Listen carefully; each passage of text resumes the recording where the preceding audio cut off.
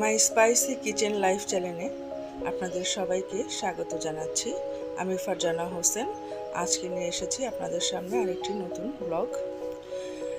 আসসালামু আলাইকুম, কেমন আছেন সবাই? আশা করছি ভালো আছেন, সুস্থ আছেন। আল্লাহর রহমতে আমিও ভালো আছি, সুস্থ আছি। মশলা কষিয়ে নিচ্ছি। এটা নতুন করে কি বলবো, সেই সনাতনী মশলা আমরা সবাই যেটা ব্যবহার করি।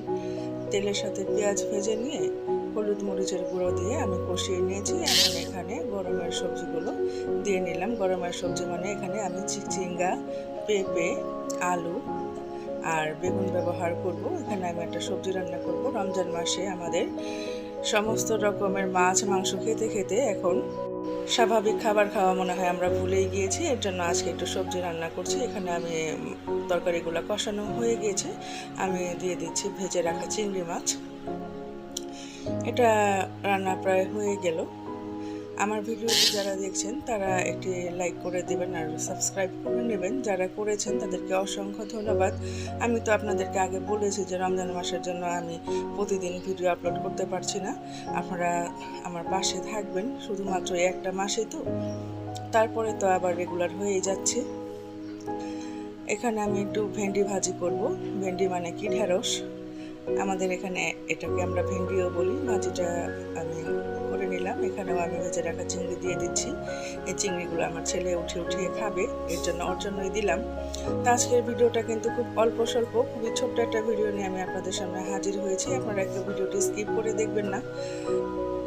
যদি স্কিপ করে দেখেন তাহলে কিন্তু আমার কাছে খুবই খারাপ লাগবে।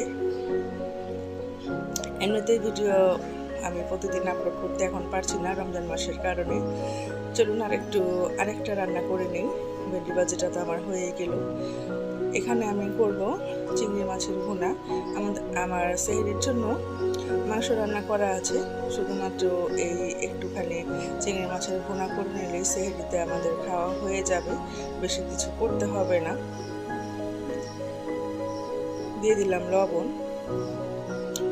এখন মাছটা একটু হালকা করে ভেজে নিচ্ছি। এর মধ্যে আমি হালকা একটু হলুদ মরিচের গুঁড়া ব্যবহার করব আর কাঁচামরিচ ব্যবহার করব, আর কোনো কিছুই এতে আমি দেব না। খুব সিম্পলভাবে আমি এই চিংড়ির ভুনাটা করে নেব। আশা করছি আপনাদের দেখতে ভালো লাগবে। এটা খেতে কিন্তু খুব টেস্ট হয়। আমি এখানে পেঁয়াজের পরিমাণটা একটু বেশি ব্যবহার করেছি, কারণ আমার ছেলে মেয়ে দুটো, এখানে ছোট ছোট বাচ্চা ছেলে মেয়ে যে দুটো আছে, একটা তো বড় হয়ে গিয়েছে, ওরা দুজনে আবার এটা খুবই মানে এইখানকার চিংড়ির পেঁয়াজটা খেতে খুব পছন্দ করে, সেজন্য আমি পরিমাণে পেঁয়াজটা একটু বেশি দিয়েছি। তো কথা বলতে বলতে মনে হয় ভিডিওটা প্রায় শেষ পর্যায়ে। আমি আরেকটু পেঁয়াজ দিয়ে নিলাম।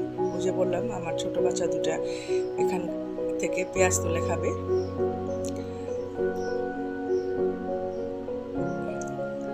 এখন এখানে আমি একটু সামান্য গরম পানি ব্যবহার করব। ওটা একটু সেদ্ধ হবে, পেঁয়াজটা সেদ্ধ হবে কিন্তু একদম গলে যাবে না, এইভাবে আমি এটা রাখবো।